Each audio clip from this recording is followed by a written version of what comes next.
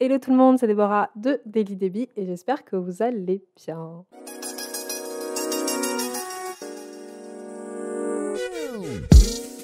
Est-ce que je tourne cette vidéo le même jour que la vidéo sur, les romans de la rentrée littéraire? Absolument. Est-ce que j'ai eu la flemme de changer de t-shirt pour faire genre? Oui. Maintenant que ceci est dit, bienvenue, on va essayer de parler des sorties d'octobre qui m'intéressent avant que le soleil ne se couche. Donc on perd pas de temps, prends ton thé, ton café ou un truc à grignoter et on y va!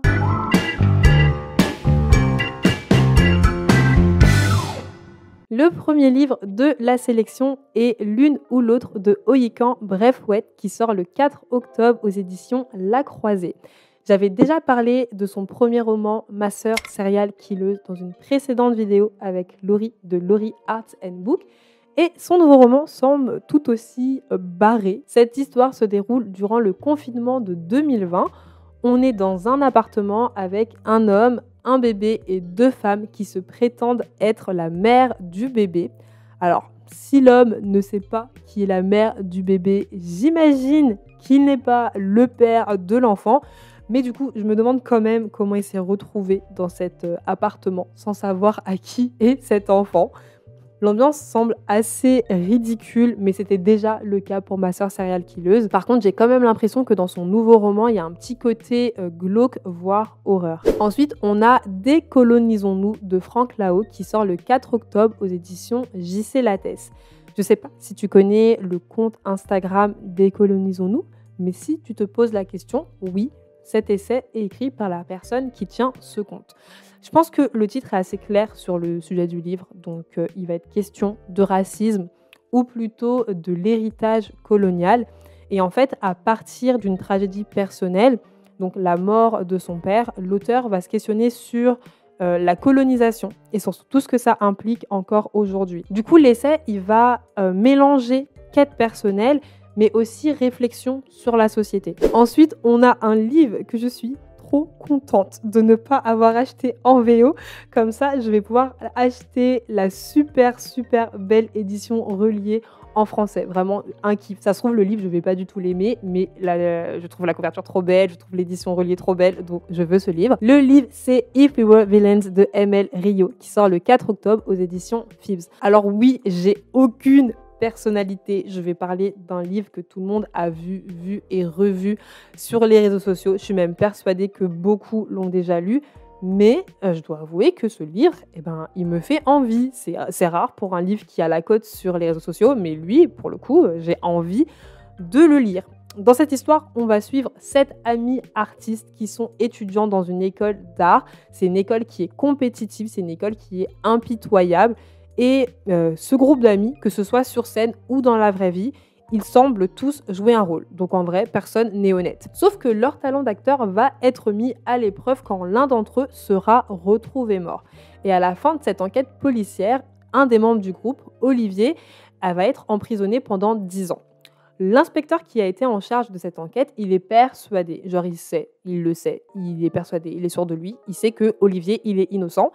Et quand Olivier va sortir de prison, il va lui demander de lui expliquer ce qui s'est réellement passé cette année-là. Et Olivier accepte de lui raconter sa version des faits. Ensuite, on a Tant de nuances de pluie d'Asha Lemy qui sort le 4 octobre, comme pratiquement tous les livres de cette liste, aux éditions HarperCollins. J'ai sélectionné ce roman parce que j'ai trouvé le thème original. On va parler d'une afro-japonaise. L'histoire se déroule en 1948 et Nori est l'enfant d'une femme japonaise et d'un étranger qui est noir. Donc, je te laisse imaginer le scandale, honte sur la famille, blablabla. On a un petit peu le tableau. Donc, résultat des courses, lorsque on abandonne Nori chez sa grand-mère, la grand-mère accepte de l'accueillir, mais elle va la cacher dans le grenier pour que personne n'apprenne son existence. De ce que j'ai compris, elle va rester assez longtemps dans ce grenier jusqu'à l'arrivée de son demi-frère aîné qui va tout bouleverser. Et j'ai bien dit demi-frère aîné. Donc ça veut dire que sa mère, elle a eu un enfant avec un étranger noir.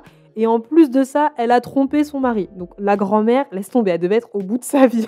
Ensuite, on a Petite histoire cruelle de Camilla Lagerberg qui sort le 4 octobre aux éditions Babel Noir. Ce livre, c'est un recueil qui contient 2 nouvelles dont je peux pas dire grand-chose. Vraiment, je peux vraiment rien dire de ce livre, mais j'ai lu la 4e de couverture et voilà ce qui est dit. On nous dit que la première nouvelle va suivre 3 femmes qui concoctent le crime parfait pour se venger de leur bourreau. Et la 2e nouvelle, on va suivre un groupe d'amis qui se lance dans une partie de action-vérité et cette partie d'action-vérité va mal tourner. Voilà, c'est tout ce que je sais. Mais si tu cherches des lectures pour la saison d'Halloween, je pense que ce recueil de nouvelles est parfait. Ensuite, on a Clytemnestre de Potenza Cassati qui sort le 4 octobre aux éditions J.C. Lattès. Dans ce roman, on va suivre Clytemnestre qui est un personnage de la mythologie grecque et la sœur d'Hélène, celle qui est au centre de la guerre de Troie. Oui. Donc Clytemnestre, c'est une reine qui est connue pour se venger de ses ennemis et son plus grand ennemi, c'est son mari. Pourquoi ? Parce que le petit monsieur, il a sacrifié leur premier fils. Donc, pour se venger, elle souhaite attendre le moment parfait pour l'assassiner. Dans ce roman, on va pas forcément se concentrer sur sa stratégie et comment elle met en place l'assassinat de son mari. On va plus se concentrer sur son enfance, son mariage avec Agamemnon et tout ce qu'il a pu faire, tout ce qui a alimenté finalement la haine que Clytemnestre a contre lui. J'ai pas lu Circé de Madeline Miller, je sais qu'il est super populaire sur les réseaux sociaux lui aussi, mais apparemment, si tu as aimé ce roman, Clytemnestre est fait pour toi, donc n'hésite pas. Ensuite, on a La ville dévastée de Simone van der Vlok qui sort le 5 octobre aux éditions 10-18. Je suis persuadée que j'ai mal prononcé son nom, je suis désolée. C'est un roman historique qui va parler de la Seconde Guerre mondiale. L'histoire va se dérouler non pas aux États-Unis, non pas en Allemagne, non pas en France, mais aux Pays-Bas. Voilà. Et après un bombardement, la petite Katja a perdu pratiquement toute sa famille et tous ses amis. Les seules personnes qui lui restent, ce sont son frère et sa sœur. Mais en vrai, même s'ils ont survécu, parce qu'ils sont quand même très jeunes, tout ce qu'ils connaissaient a disparu en quelques minutes, quoi. C'est vraiment, leur vie a été balayée en un clin d'œil. Et de ce que j'ai compris, la particularité de cette histoire, c'est que Katja, elle n'est pas juive, elle n'est pas collabo, elle n'est pas résistante. C'est vraiment juste une civile lambda, une jeune fille lambda. Mais le roman, il va essayer de nous montrer que c'est pas pour autant qu'elle n'a pas été impactée par la Seconde Guerre mondiale. Parce que ses parents sont morts déjà. Et elle voit ses amis juifs être déportés les uns après les autres. Et elle a hérité de responsabilités qu'elle n'était pas du tout prête à assumer. Ensuite, on a Malentendu d'Asaf Hilali qui sort le 6 octobre aux éditions Elysiade. Alors j'aime bien l'idée de cette intrigue parce que c'est l'histoire d'une femme qui se remet en question. Donc là, on va suivre Emna qui se rend à Djerba pour évaluer le degré de civisme et d'autonomie des femmes rurales. Vraiment une enquête avec un but très précis. Mais quand elle arrive dans le village, même si elle n'est pas surprise de découvrir que les hommes peuvent être violents et que voilà, ce sont des hommes, elle est quand même surprise des préoccupations et de l'état d'esprit des femmes qu'elle interroge. Donc du coup, toutes ces conversations qu'elle va avoir avec ces femmes vont remettre Emma en question et vont lui permettre de s'interroger sur ses propres convictions et sur la vision qu'elle se fait du bonheur. Ensuite, on a Ce corps à pleurer de Tsitsi Dagaremba qui sort le 6 octobre aux éditions Mémoire encriée.